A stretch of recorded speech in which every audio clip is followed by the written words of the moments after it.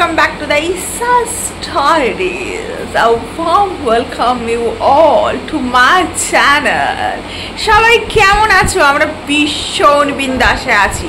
After South India vacation, it's time to return our home. Yes, and return আমরা করছি sleeper বাসে করে।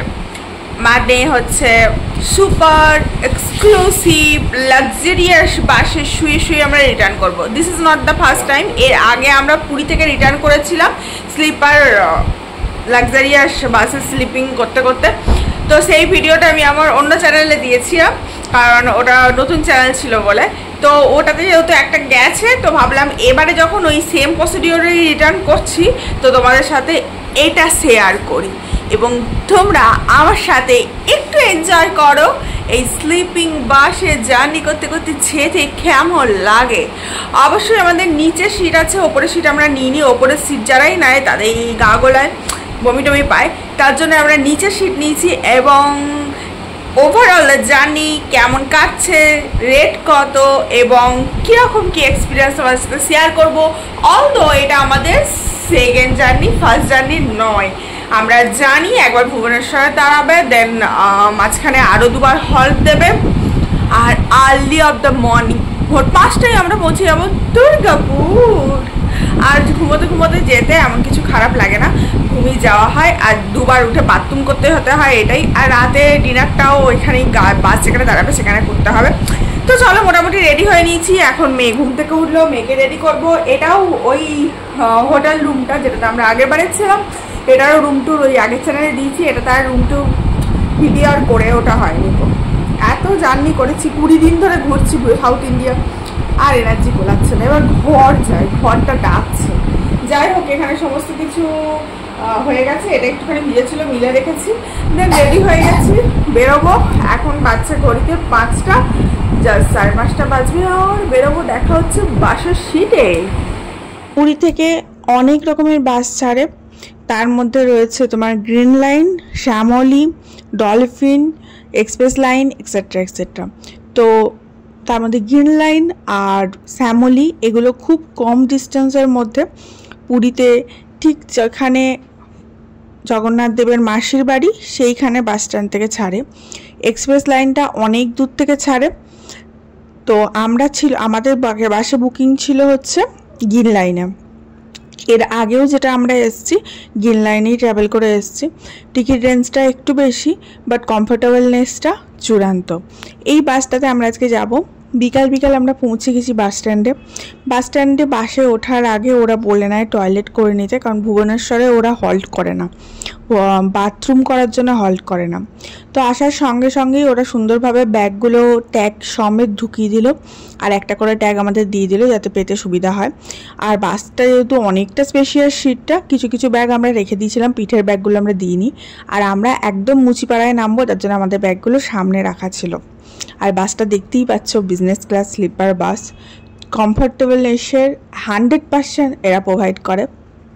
তোমার যদি মনে হয় তুমি কোনো রকম অপারেশনের পেশেন্ট, বা তোমার কোনো অসুবিধা রয়েছে শারীরিক, অথবা এক্সেট্রা এক্সেট্রা, যে তোমার বাসে কোনো তোমার কমফোর্টেবল অসুবিধা হবে কি না, কমফোর্টেবলনেস তুমি পাবে কি না, তো সেই সব দিক থেকে আমি তোমাকে 100% অ্যাসিওর করতে পারি। কারণ এই নিয়ে আমি এই শোয়ার বাসে দ্বিতীয়বার ট্রাভেল করছি।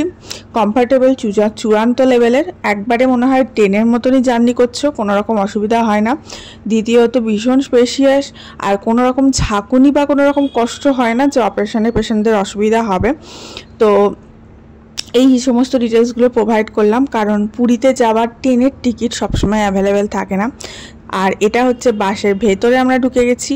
একদিকে সিঙ্গেল সিট রয়েছে, একদিকে ডবল সিট রয়েছে। এগুলো হচ্ছে সিঙ্গেল সিট, আর আমাদের ডবল সিট ছিল। দুটো 4টে টিকিট কাটা ছিল। প্রথমের দুটো আমার আর আমার হাজব্যান্ডের ছিল। আমার মেয়ের কোনো রকম আমি টিকিট কাটিনি, বা এর আগেবারেও কাটিনি, এবারেও কাটিনি। আর এটা সিটের একদম শেষ প্রান্ত থেকে একদম প্রথম প্রান্ত অবধি দেখাচ্ছি। এরকম ভ্যাকুম হোল এসির 4টে স্লট রয়েছে। তার মানে এসি তুমি চাইলে বন্ধও করে দিতে পারো, আর চাইলে অন করে রাখতে পারো, কোনো রকম প্রবলেম হবে না। চার্জিংয়ের দুটো রয়েছে। এখানে মোবাইলগুলো রেখে ওই পেছনে চার্জ দিতে পারবে ওই দুটো পোর্টে, আর ইউএসবি পোর্ট। তবে হ্যাঁ, এই দুর্গাপুরের বাসগুলোতে কিন্তু টিভি থাকে না, সঙ্গে পিলো দিয়েছে, দুটো পিলো প্রোভাইড করেছে, তুমি চাইলে বসেও যেতে পারবে, চাইলে শুয়েও যেতে পারবে। অনেক সময় প্রবলেম হয় যে আমি শোবো না বসবো, আমার হাজব্যান্ড যেমন শোয়াটা অতটা প্রেফার করে না, আমি আর আমার মেয়ে শুয়ে শুয়ে ঘুমিয়ে আসি, আমার হাজব্যান্ড প্রায় অর্ধেক রাস্তা বসেই আসে, তারপরে খানিকটা শোয় এরকম। আর এরকম সেপারেট পর্দা দেওয়া থাকে একদম, তুমি যাতে তোমার ক্যাপসুলের মধ্যে একদম যাতে প্রাইভেটলি সাফারটা এনজয় করতে পারো তার জন্য। অ্যান্ড তার সাথে স্ন্যাক্সও প্রোভাইড করে ওরা।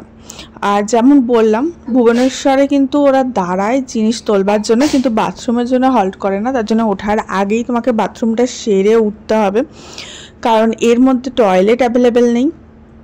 আচ্ছা, এখানে সামনে দুটো আর পেছনে দুটো লাইট রয়েছে। হ্যাঁ, আমি এইগুলো খুব ডিটেলসে আগের ভিডিওটাতে করেছিলাম, এই ভিডিওটাতে অতটা ডিটেলস প্রোভাইড করা হয়নি, কারণ ওই যা হয় আর কি, একবার করে নিয়েছি তো আগের ভিডিওটা আমি এই চ্যানেল থেকে দিতে পারিনি বলে এইটা প্রোভাইড করলাম। যারা দেখছো আমি চেষ্টা করছি তাদের সমস্ত ইনফরমেশান দিয়ে দেওয়ার। আচ্ছা, মাঝখানে একটা করে পর্দা দেওয়া থাকে, যদি এই ডবল সিটের মধ্যে তুমি দুটো ডিফারেন্ট পার্সন ট্রাভেল করছো, মাঝখানে পর্দাটা দেওয়া থাকে, আর জানলার দিকে পর্দা দেওয়া থাকে। তবে হ্যাঁ, কলকাতার রুটের বাসগুলোতে দেখি যে টিভি স্ক্রিন লাগানো রয়েছে, হেডফোন রয়েছে, তো সেইগুলো কিন্তু এখানে অ্যাভেলেবেল নেই।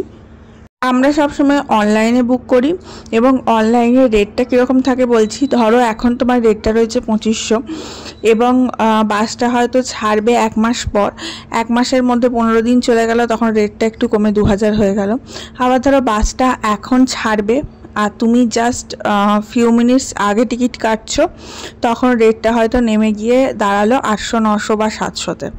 এরকমভাবে রেঞ্জটা কমতে থাকে। তবে হ্যাঁ, তুমি যে টিকিট পাবেই তার কনফার্মেশন থাকে না বলে আমরা আগে থাকতে টিকিট কেটে নিই, যাতে যত টাকাই লাগুক না কেন।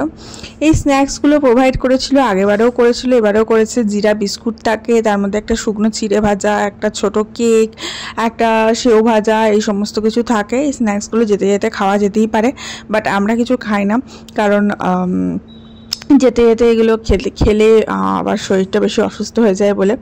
মাঝখানে ডিনার করার জন্য হল্ট করে, এবং ডিনার করার জন্য ওরা 20-30 মিনিটস প্রোভাইড করে, যেরকম বাসে যেরকম প্রোভাইড করে। আমাদের বাসে যেমন 20 মিনিটস প্রোভাইড করেছিল, তার মধ্যে তোমাকে টয়লেট যেতে হবে, খাবার অর্ডার করে খাবার খেয়ে নিতে হবে।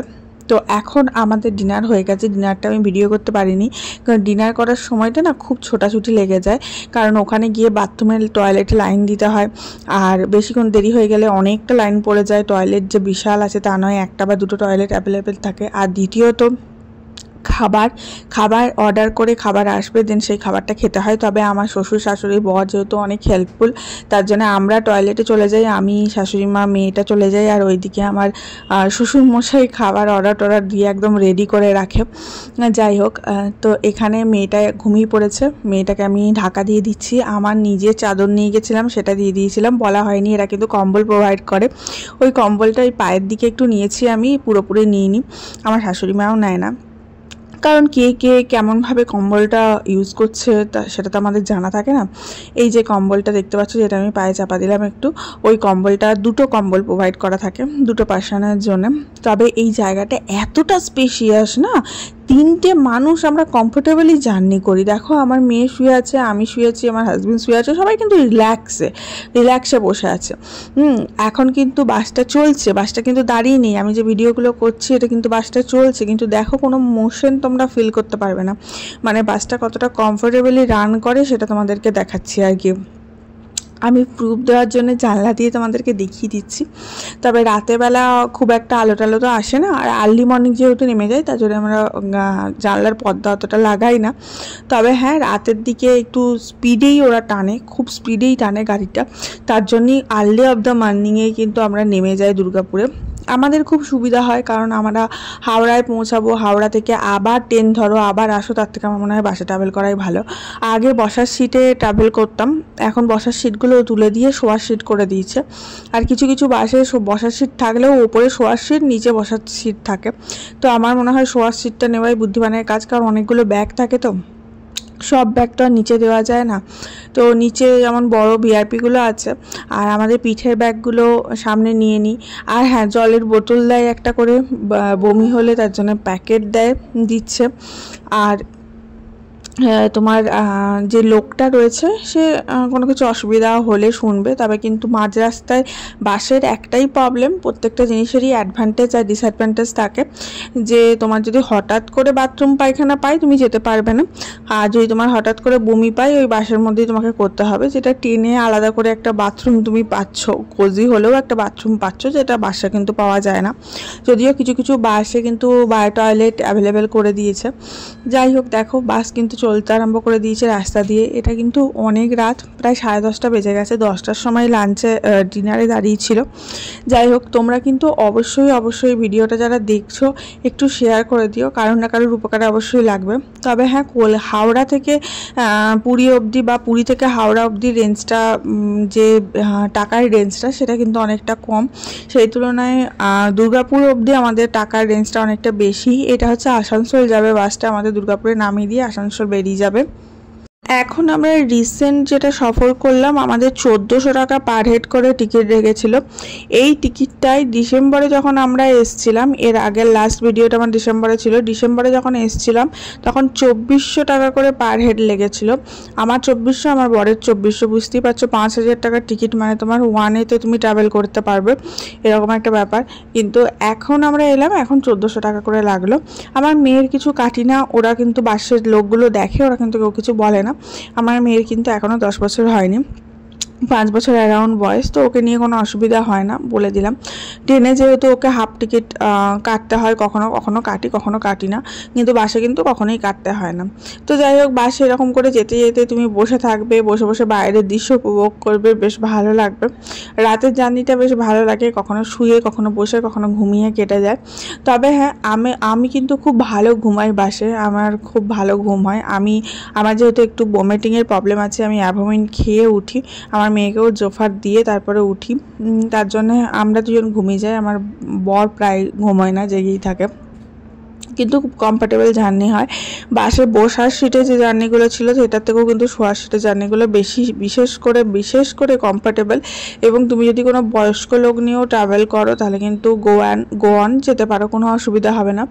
অন্যান্য কন্টেন্ট ক্রিয়েটারের মতো আমি স্ক্যাম করি না, যে খারাপটাকে ভালো বলবো, ভালোটাকে খারাপ বলবো নিজের ভিডিও বেচবার জন্য, সেই জিনিসটা করি না। যেটুকু ফিল করি, যেটুকু আমার এক্সপিরিয়েন্স হয়, একদম জেনুইনটাই তোমাদের কাছে কিন্তু তুলে ধরার চেষ্টা করি। যেমন এখন এই ভিডিও দ্বারা তোমাদের কাছে পৌঁছে দিলাম। আশা করি এই ভিডিওটা যারাই দেখবে কারুর না কারুর কোনো না কোনো কিছুতে হেল্প হবে, কারণ অনেক সময় অনেক জায়গায় আমরা ট্রেনে টিকিট পাই না, তখন আমাদের বাসেই টিকিট কেটে যাতায়াত করতে হয়, সেক্ষেত্রে কিন্তু খুব হেল্পফুল হবে। তার জন্য বারবার করে বলছি, তোমরা ভিডিওটা যারা দেখছো অবশ্যই একটু শেয়ার করে দিও, আর ভিডিওটা অবশ্যই একটু লাইক করে দিও। আর যারা এখনও পর্যন্ত চ্যানেলটা সাবস্ক্রাইব করোনি অবশ্যই চ্যানেলটা সাবস্ক্রাইব করে পাশে থেকো। তো এইভাবে কখন ঘুমিয়ে গেছি এবং কখন রাত কেটে গেছে জানা নেই, তবে মাঝ রাস্তায় একবার রাতে দাঁড়িয়েছিল 3টের সময়, তখন আমরা টয়লেটে নেমেছিলাম, আমি আর আমার শাশুড়ি মা, আমার মেয়ে নামেনি। তখন টয়লেটে 10 টাকা করে নিল, এবারে নিল, আগের বারে কিন্তু কোনো রকম চার্জ নেয়নি। এবং এখন আমরা মুচিপাড়ায় নেমে গেছি এবং ঘরের উদ্দেশ্যে হাঁটা দিচ্ছি। ওই যে চাদরটা বার করেছিলাম ওটা গলায় ঝুলিয়ে নিয়েছি, আর ওখান থেকে একটা অটো ধরে আমরা ঘর পৌঁছে গেলাম। ঘরে এসে ঘরের তো নাজেহাল অবস্থা, 20-25 দিন ঘরের বাইরে আছি, মানে বুঝতে পারছো ঘরের কী অবস্থা হবে। চলো তোমাদের সাথে একটু শেয়ার করি ঘরটার কী অবস্থা, দেন ভিডিওটা এখানেই এন্ড করব। আশা করে নিচ্ছি কারো না কারোর উপকারে লাগবে আর ভালো লাগবে। আমার শখের গাছগুলো নামিয়ে দিয়ে গেছিলাম, কিছু গাছ ওপরে রাখা ছিল, দেখতেই পাচ্ছ। কিছু গাছ মরেই গেছে, কিছু গাছ নতিয়ে পড়েছে, তাদেরকে জল দিয়ে বাঁচাতে হবে। বেডের অবস্থা এরকম, মানে বেডটা আমি পুরো কভার করে দিয়ে যাই যেখানেই যাই, তো ওটা মোটামুটি ওপরটা তুলে নিলেই হবে। কারণ ব্যালকনির অবস্থা তো চোখে দেখা যাচ্ছে না, এত খারাপ অবস্থা। তো এগুলো এখন পরিষ্কার পরিচ্ছন্ন করব, দেন তারপরে গোটা ঘরটা সুন্দর করে গুছিয়ে আবার নতুন করে সংসার পাতবো। দেখা হচ্ছে নেক্সট ভিডিওতে। তো তখন সবাই ভালো থেকো, সুস্থ থেকো, অনেক হ্যাপি থেকো। আশা করে নিচ্ছি আমার এই ভিডিও দ্বারা কারো না কারোর উপকারে অবশ্যই লাগবে। তো ততক্ষণ পর্যন্ত সবাই ভালো থেকো, আবার একটা নতুন ভিডিও নিয়ে কালকে চলে আসব। এবং ততক্ষণ পর্যন্ত তোমরা সবাই হ্যাপি থাকো অবশ্যই, আর মনে রেখো শরীর ভালো তো সব ভালো। Love you all, tata, bye by.